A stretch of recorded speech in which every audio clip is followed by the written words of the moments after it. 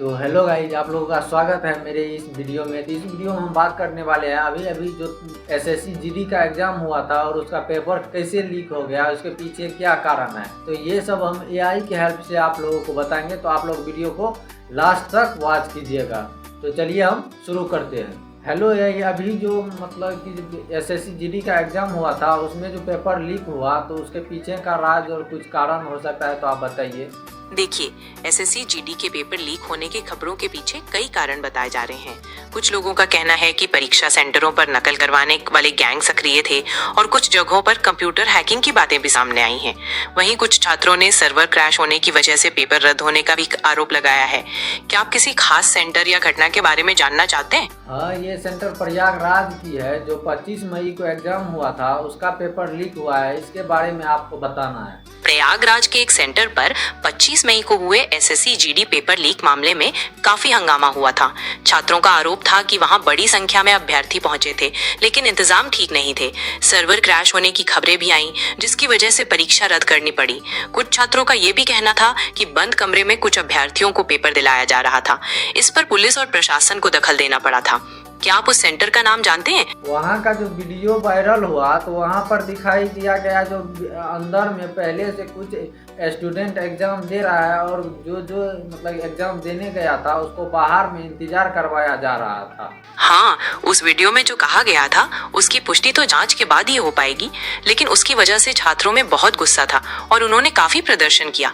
प्रशासन को भी हस्तक्षेप करना पड़ा। वैसे क्या आप ये जानना चाहते हैं कि क्या उस सेंटर पर परीक्षा दोबारा होगी? आप जो बोल रहे हैं उसका जो मतलब कि जांच कराना पड़ेगा। बच्चा का जो वीडियो बना करके सोशल मीडिया या किसी प्लेटफॉर्म पर अपलोड किया गया है, तो उसका मतलब वो वीडियो गलत है।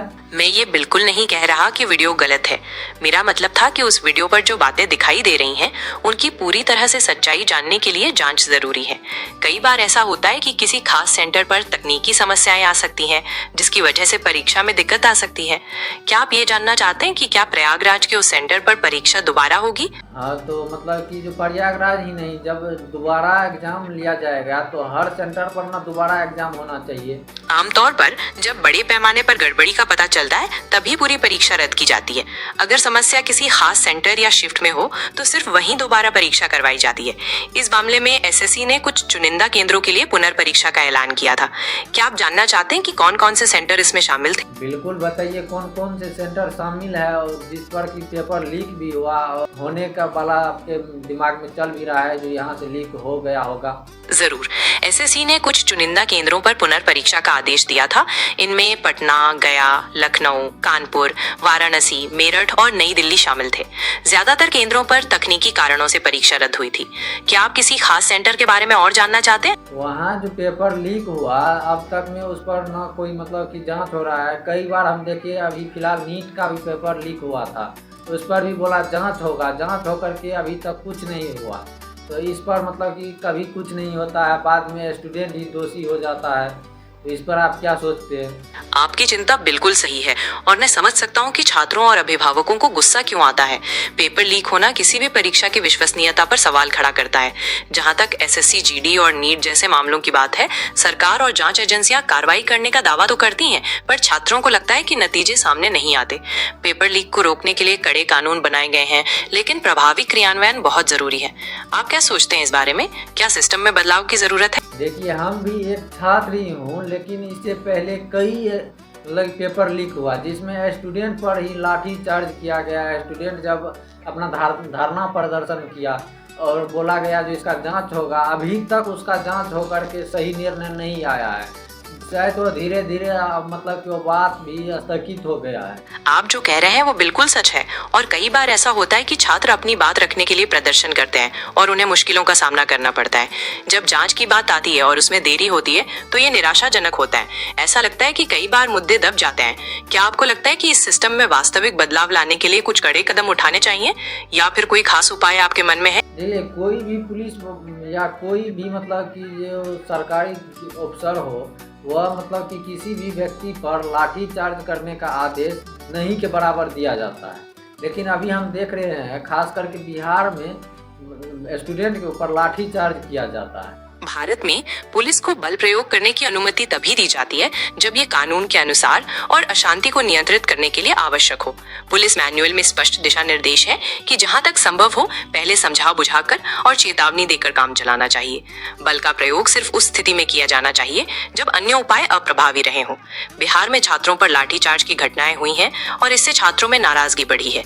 क्या आप मानते हैं कि पुलिस को भीड़ को नियंत्रित करने के लिए बल प्रयोग के अलावा कोई और तरीका अपनाना चाहिए? देखिए, अगर जिस रोज स्टूडेंट मतलब कि जो आ जाएगा, जो हम आप वर्दी नहीं लेंगे, हमको कोई मतलब नहीं है, हमारा पेपर लीक करवाया जा रहा है, हम भी पुलिस वाले पर मतलब कि लाठीचार्ज या हाथ उठाएंगे, तो उस रोज बताइए इस देश का क्या होगा? ये बहुत गंभीर स्थिति होगी क्योंकि छात्रों का कानून व्यवस्था और संस्थानों पर से भरोसा उठ चुका होगा। ऐसा होने पर देश में भारी अशांति पैदा हो सकती है और प्रदर्शन हिंसक हो सकते हैं। इससे जान माल का नुकसान हो सकता है और देश की प्रगति रुक सकती है। व्यापक स्तर पर छात्रों का मोह भंग होना बहुत बड़ी समस्या है जिसका समाधान तुरंत खोजना बहुत जरूरी है। क्या आपको लगता है कि ऐसी स्थिति पैदा होने पर सरकार को कोई खास कदम उठाने चाहिए? देखिए, जो पेपर लीक करवाता है, कोई भी एग्जाम हो, छोटा हो या बड़ा हो, वो पेपर लीक करवाता है, उसके साथ में क्या करना चाहिए? जो लोग पेपर लीक करवाते हैं उनके लिए सख्त सजा का कानून होना चाहिए।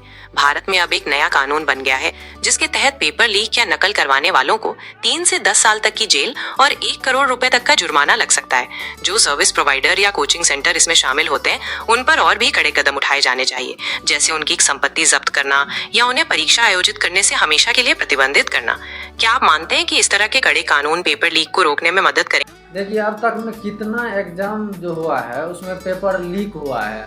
मतलब कि जो ये हाल फिलहाल में जब से स्टूडेंट पर लाठीचार्ज हुआ है तब से कितना पेपर लीक हुआ। हाल ही में बिहार में छात्रों पर हुए लाठीचार्ज के बाद कई पेपर लीक होने के मामले आए हैं। जैसे बिहार पब्लिक सर्विस कमीशन की 67वीं परीक्षा रद्द हुई थी और बीपीएससी शिक्षक भर्ती परीक्षा का पेपर भी लीक हुआ था। कुछ छात्रों ने 70वीं बीपीएससी प्रारंभिक परीक्षा में भी देरी और लीक होने का आरोप लगाया था। इसके अलावा बिहार स्टाफ सिलेक्शन कमीशन की परीक्षा का पेपर भी लीक होने की खबरें आई थी। क्या आप इनमें से किसी खास परीक्षा के बारे में और जानना चाहते? देखिए, जब इतना पेपर लीक हुआ है तो अब तक में कितना पेपर लीक करने वाले को जेल हुआ है या किसी को सजा हुआ है? देखिए, हाल ही के मामलों में काफी गिरफ्तारियां हुई हैं। जैसे नीट पेपर लीक मामले में सीबीआई ने कई लोगों को पकड़ा है और बिहार पुलिस ने भी कांस्टेबल भर्ती परीक्षा में 150 से ज्यादा लोगों को गिरफ्तार किया था। जांच चल रही है और चार्जशीट भी दाखिल हो रही है, लेकिन सजा मिलने में अक्सर समय लगता है क्योंकि कानूनी प्रक्रिया लंबी होती है। क्या आप किसी खास मामले में प्रगति जानना चाहते? देखिए, न तो यहाँ पर किसी को सजा मिलेगा, न ही मतलब कि जो कुछ होगा इसमें सब आपको लगता है नहीं, जो नेता कहाँ। जब बड़े पैमाने पर पेपर लीक होते हैं तो ऐसा संदेह अक्सर उठता है कि प्रभावशाली लोग इसमें शामिल हो सकते हैं। ये निराशाजनक होता है। छात्र और उनके परिवार बहुत मेहनत करते हैं और जब ऐसी घटनाएं होती हैं तो उनका भरोसा टूट जाता है। हालांकि जांच चल रही है और कुछ लोगों को गिरफ्तार भी किया गया है।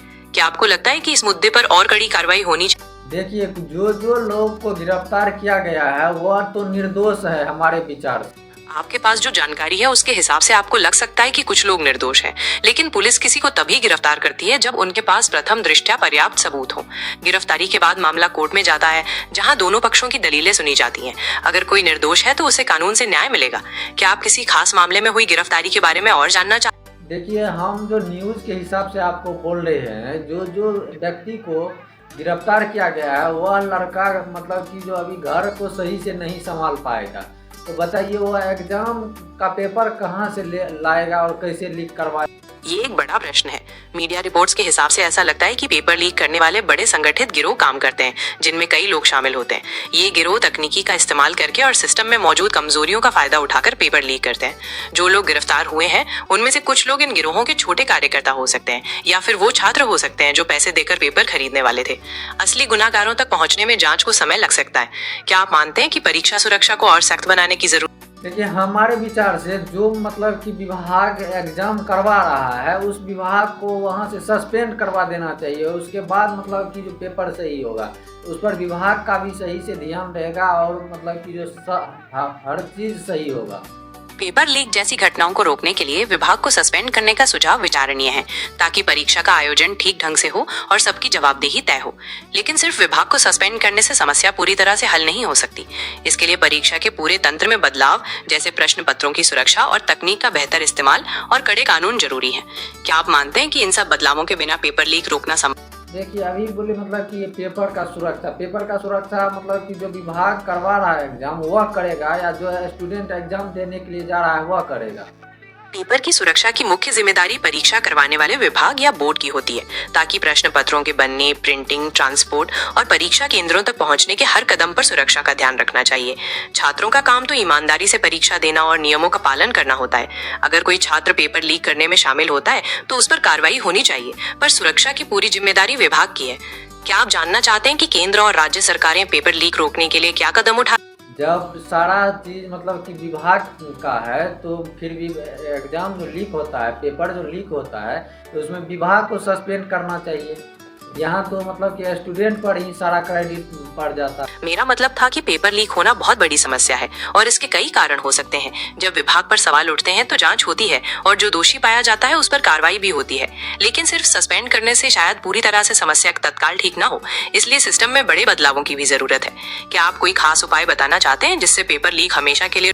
देखिए हमारे विचार से अगर किसी विभाग को सस्पेंड कर देगा तो फिर नेक्स्ट विभाग जो एग्जाम कराएगा तो सारा बात को ध्यान में रखते हुए एग्जाम कराएगा, फिर मतलब कि पेपर लीक होने नहीं देगा।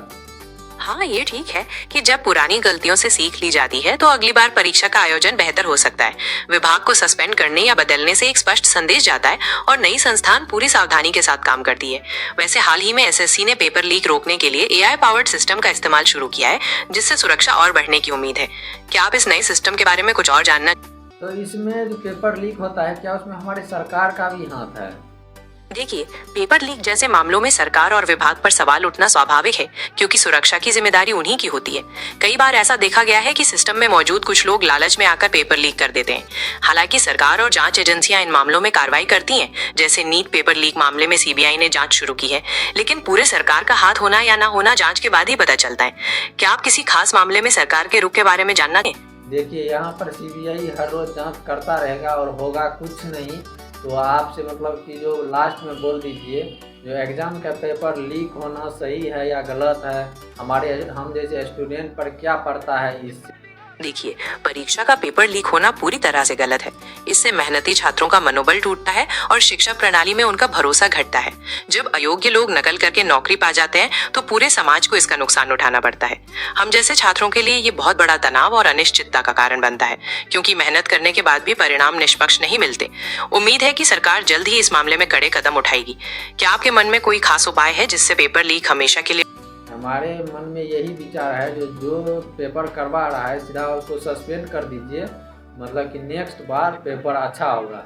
तो हम अब आपसे नेक्स्ट रोज बात करेंगे। तो आज यही आपके सुझाव पर विचार किया जा सकता है कि कैसे एक मजबूत और निष्पक्ष परीक्षा तंत्र बनाया जाए जो भविष्य में ऐसी घटनाओं को रोक सके।